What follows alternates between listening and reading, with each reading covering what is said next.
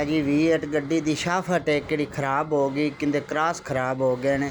आ नाल ही अगे इंदा अगला हिस्सा खुलवाया, अगले हिस्से दे तवे ने इंदे जिन्होंने टूल लगने ने, तो नाल शाफट किंदे क्रॉस खराब ने, इंदे क्रॉस चेंज करने ने।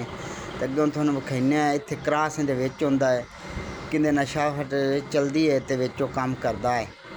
इंदे विच क्रॉस है, ये हुण क्रॉस इंदे चेंज करने ने। आ अगले डिस्कां ने अगले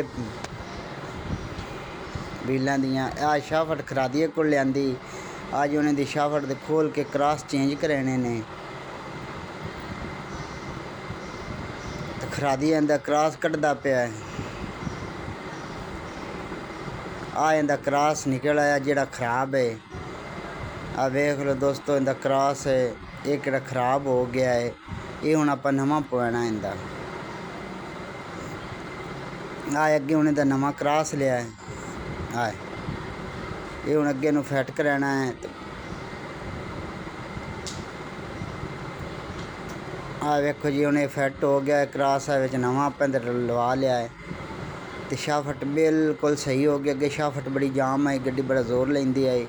शाफट केड़ी पूरी चलदी नहीं आई, चीका मारदी आई शाफट भी। तो हुण अगे आपां दा दोस्तों तुहानूं चेक कराया भी, इंदा पुराना क्रॉस भी चुकड़ा निकलिया वो है। हुण इत्थे दी शाफट बिल्कुल सही हो गई। कि दी दूसरी साइड है, उस साइड दा सही आ क्रॉस, उन्होंने साफ करा के ग्रीस कराइए। आ अगे आ गए खरादिए कोल, आपां लैके अगले तवे इन्हां नूं माड़े माड़े टूल लवाने ने। अगले तवे किहड़े ने इन्हां दे विच जरियां बन गईयां। तुसीं हत्थ ला के जदों भी तवे व्हील खुलवाओ अगले ते तविਆਂ ਨੂੰ तुसीं लवाने होवन टूल, तो इस तरह हत्थ ला के चैक करना इन्हां दे विच जरियां होसन। विच इहदे जरियां बनियां होईयां ते इहनूं आपां माड़ा माड़ा टूल लवाना है। टूल इनू लावन वाली मशीन तुहानूं विखा रहे हैं भी इस तरह इनू टूल लगना है। तुहाडे सामने टूल लवाने हैं। तो आज ये ताल चल पिया, इस तरह इनू टूल लगता है। तसल्ली ना चेक कर लो, मुड़न बाद क्या सन दस्या इन्होंने सही। तो खरादिए को इनू टूल लवा के इनू टूल लगना बाहरली साइड अल्लू भी, तो कि अंदर साइड नज़र आ रही है इस अल्लू भी, तो पिछली साइड अल्लू भी।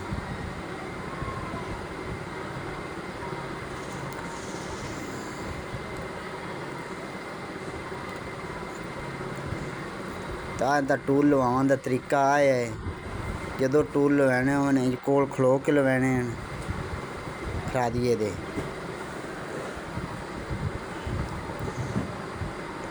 उन्हें दी वेखो करीब करके थानू विखाया दरम्यान चों इस तरह टूल लगता है। हुण जदों ये साइड दी मुकम्मल हो गई तो मुड़न दी पिछली साइड केड़ी उस साइड में टूल लग सी। हुण वेखो जी मुकम्मल हो गया, अगों अगला हिस्सा इंदा कंप्लीट हो गया, टूल लग गया। उन्हें पिछले हिस्से में वेखो टूल लगता पे इस तरह के पिछले हिस्से में टूल लवाना है। टूल लवाने तो बाद करना की है कि इन्होंने रेग मार मराना इस जिथे खड़ा है इत्थे खरादिए को रेग मार मरा के, क्योंकि किहड़े निक्के निक्के जरे जी होंदे लोहे दे नाल वो मुड़ सही हो जाते तुलाए जाते हैं। इस तरह इनू रेग मार मराना है। इस तरह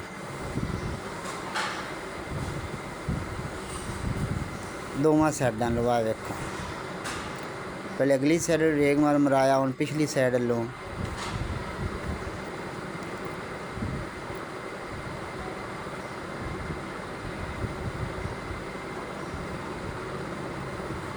रेग मार मरा के इनू अच्छे तरीके नाल मोड़ आपां इनू लिजा के इहदी फिटिंग करनी, वो भी तुहानूं चेक कराने इहदी फिटिंग किस तरीके नाल आनी है। तो हुण मुकम्मल हो गए, टूल इन्हां नूं लग गए, तवे किहड़े मुकम्मल हो गए कंप्लीट। खरादिए कोलों अपना काम मुकम्मल हो गया है। तो हुण उत्ते हब दे फिट करदे पे, हब दे उत्ते इहदी हब है, इहदे नाल तवे नूं फिट करदे पे। इहदे नाल इहदी फिटिंग उस काबले लग सन। इहदे बैरंग नज़र आते पे उस ਇਹ ਆ ਇਹਦੇ ਕਾਬਲੇ ਕਸੀਂਦੇ ਪਣ ਹੱਬ ਦੇ ਨਾਲ ਤਵੇ ਦੇ ਇਹਨਾਂ ਨਾਲ ਇਹਨਾਂ ਦੀ ਸੈਟਿੰਗ ਹੋਸੀ।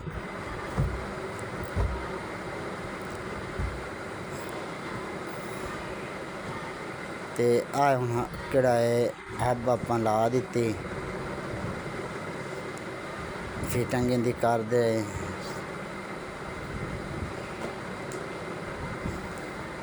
ਆ ਇਹਦੇ ਬੈਰੰਗ ਕਿਹੜੇ ਨੇ ਧੋਤੇ ਹਨ, ਧੋ ਕੇ ਗਰੀਸ ਕਰਾ ਕੇ ਦੁਬਾਰਾ ਫਿੱਟ ਕੀਤੇ ਨੇ।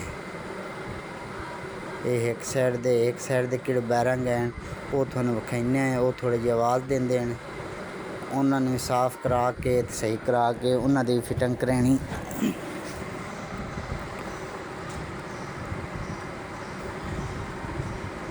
ਇਹਦੇ ਅਗਲੇ ਹਿੱਸਾ ਹੈ ਅਗਲਾ, ਇਹ V8 ਸਿਗਨਸ ਗੱਡੀ ਦੇ ਅਗਲੇ ਵੀਲ ਖੁਲਵਾਏ ਹਨ। ਇਹ ਅਗਲੇ ਵੀਲਾਂ ਦੀ ਸੈਟਿੰਗ ਇਹਦੀ। ਇਹਦੀਆਂ ਡਿਸਕਾਂ ਖਰਾਬ ਹਨ, ਉਹ ਡਿਸਕਾਂ ਦੀਆਂ ਚੇਂਜ ਕਰਨੀਆਂ, ਉਹ ਵੀ ਤੁਹਾਨੂੰ ਵਿਖਾਉਂਦੇ ਹਾਂ ਡਿਸਕਾਂ ਦੀ। ਆ ਇਹਦੀ ਫਿਟਿੰਗ ਦਾ ਤਰੀਕਾ ਹੈ।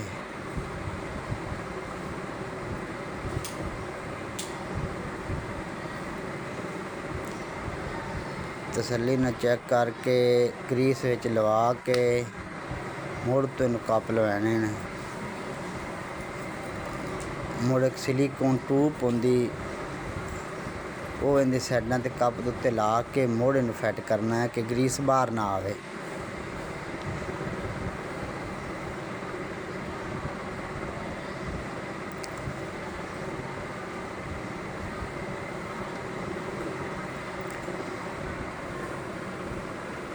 ਆ ਹੁਣ ਇਹਦੀ ਸਫਾਈ ਕਰਦੇ ਪਿਆ ਹੱਬ ਦੀ,